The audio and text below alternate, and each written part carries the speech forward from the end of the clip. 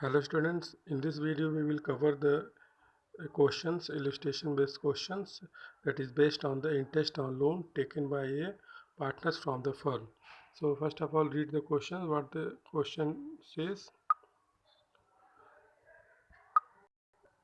So as per the questions, if you read, the A and B are the partners sharing profit in the ratio of 3:2 on the 1st April 2018. Their capital were 5 lakh and 3 lakh respectively. A joined A, A was in the need of the funds and hence took the loan of rupees 1 lakh from the firm on 1st July 2018. Agreed rate of interest being 12% per annum. The profit for the year ended 31st March 2019 amounted rupees 1,50,000 before charging interest on loan to the partners. तो यहाँ पे देखें तो interest on loan जो भी यहाँ पे charge नहीं किया गया, यहाँ पे क्वेश्चन में दे रखा है बिफोर, जो हमारे प्रॉफिट है वो क्या है, before charging interest on loan. तो यहाँ पे जो फर्म की जो प्रॉफिट है, जो फर्म के लिए जो इंटरेस्ट ऑन लोन वो क्या है, एज ए प्रॉफिट है। तो profit should be adjusted before doing the treatment of the interest on loan. So first of all take the journal entry and the question based on this topic.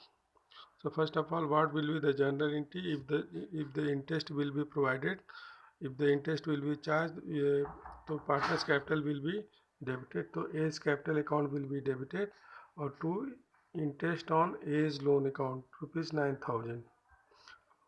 Rupees 9,000 is calculated. How it is calculated? Let's see. They had taken the loan of rupees 1 lakh, and we will calculate the interest from the 1st July.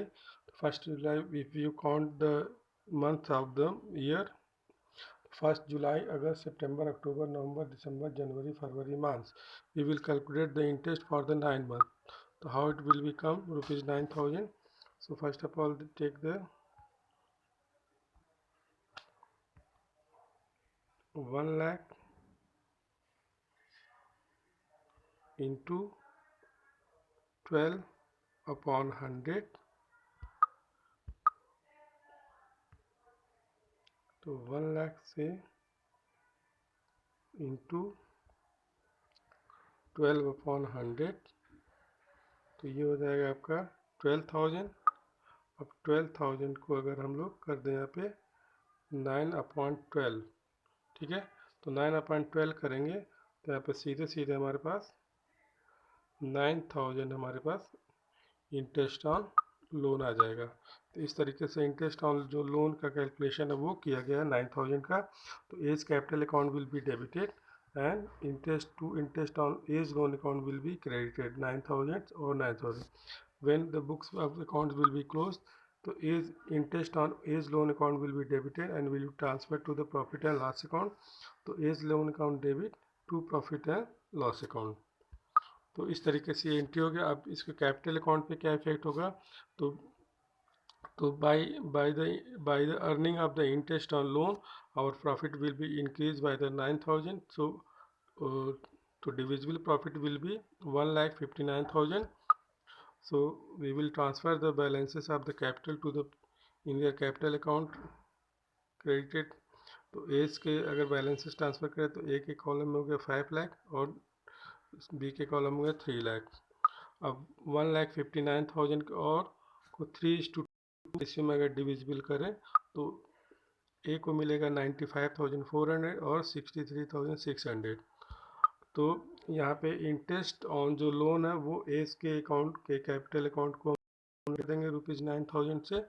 तो हमारे पास जो balance जो बच जाएगा वो 5,86,400 और 3,63,600 जो है बी का कैपिटल अकाउंट यहाँ पे बैलेंस हो जाएगा।